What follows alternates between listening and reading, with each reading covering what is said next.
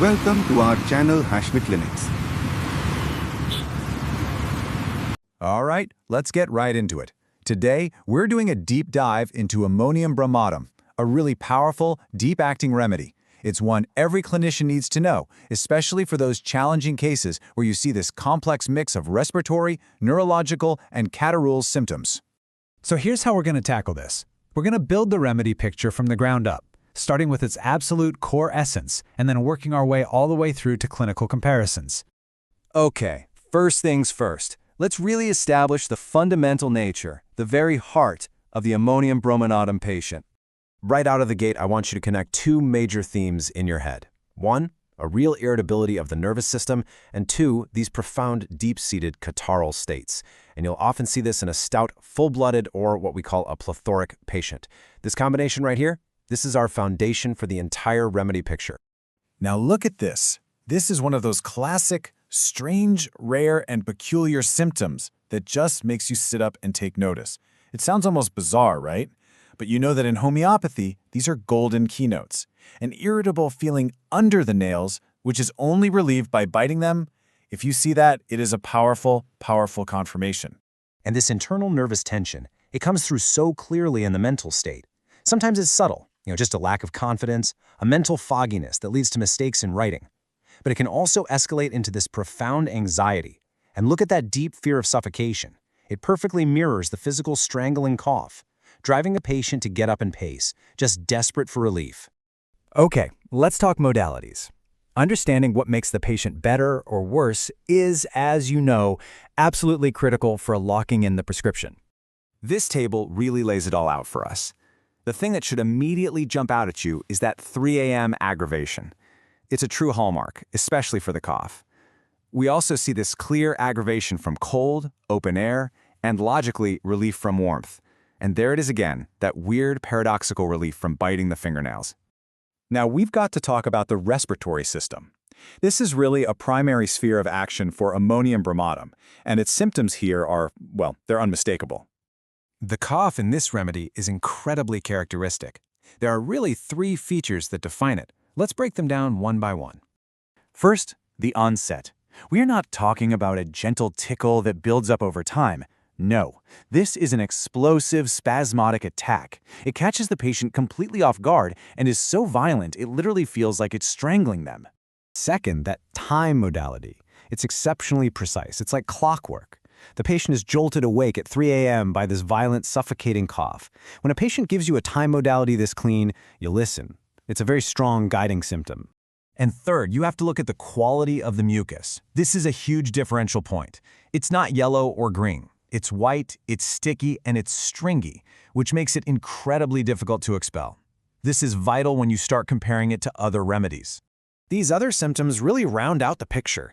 It's a major remedy for professional voice users, what we call speaker's catarrh, and for severe spasmodic coughs like whooping cough. And see that sensation of hot air rising and the need to walk about? It all ties back perfectly to the general picture we've been building. Now, while the respiratory sphere is absolutely central, don't make the mistake of thinking that's the whole story. Ammonium Bromatum has profound effects on other systems that we have to recognize. So up in the head, we see these constrictive and neuralgic pains, that classic band-like sensation, or a sharp pain as if a nail were driven in. And the eyes just mirror that whole cathartal state. Redness, swelling, sticky discharge in the morning, and even structural changes like pterygium. Okay, everyone, pay close attention here. This is a top-tier, grade A keynote. This remedy has a powerful affinity for the left side, and particularly the left ovary. When you get a case with that characteristic cough and this distinct left ovarian pain or swelling, Ammonium Bromatum has to be right at the top of your list. Let's shift gears now and examine its crucial role in certain types of epilepsy, because it's defined by a very, very specific aura. This is the progression you'll hear from the patient. It isn't some vague feeling. It is a predictable, rising sensation that starts in the solar plexus. The patient can describe this path, moving from the stomach, up the sternum, right to the throat just moments before the seizure hits. It's pathognomonic. All right, we've built a pretty solid picture. Now for the crucial part, differentiating it from other remedies that might look similar at first glance. This is essential for clinical success. The remedy you're most likely to confuse this with is Cali-Bi. mainly because they both have that stringy mucus, but the distinction is actually very clear. Ammonium bromatum's mucus is white, while Calibi's is typically yellow and even tougher. Then just compare the patients, the nervous, timid Ammonium bromatum patient versus the more phlegmatic, sluggish Calibi constitution. They're worlds apart. The source material also points to these comparisons, and it's good to keep them in mind. You might think of lycasis, another big left-sided remedy aggravated after sleep, but its discharges are purplish. Or argentum nitricum for the anxiety, but its core is all about hurry and anticipation. As always, careful differentiation is key. So, to wrap this all up, these are the prescribing pearls to lock into your brain. They are your most reliable guide. Just remember the 3 S's: speakers, strangulation, and a swollen left ovary. Add that clockwork 3 a.m. cough and that unique rising epileptic aura, and I guarantee you, you will not miss this remedy when it walks into your clinic. So, the next time you're sitting with a really difficult case, one defined by that triad of nervous, spasmodic, and catarrhal symptoms, just ask yourself the question on this slide. Ammonium bromatum just might be the key that finally unlocks it, especially when the more common prescriptions have failed you. Professor Dr. Rafat Hashmi is a distinguished homeopathic physician, educator, and researcher with over 4 decades of clinical and teaching experience. He is widely respected for his deep command of Materia Medica, Respiratory, and constitutional prescribing, combined with a practical, patient-centered approach. Dr. Hashmi has dedicated his career to training generations of homeopathic doctors, blending classical principles with modern clinical insight.